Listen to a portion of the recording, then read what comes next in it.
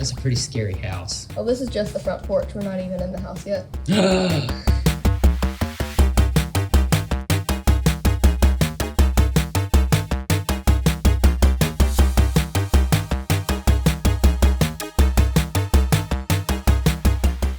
Hi, I'm JoBeth. So I started just a second ago, and so far it's just stepping me through what to do. You read through these to get your objectives, and then you can code the robot right here. Spiders? On the porch. Ooh, that's scary. I've got 90 seconds to get rid of the spiders. Nice. You just vaporized that. That is great. That gives me great joy. Was this hard to program? No, sir. This is the preset code. So once you get to step 8, it gives you a code to write so that you can find the LEDs. So I'm just going to erase all of this and type in this code.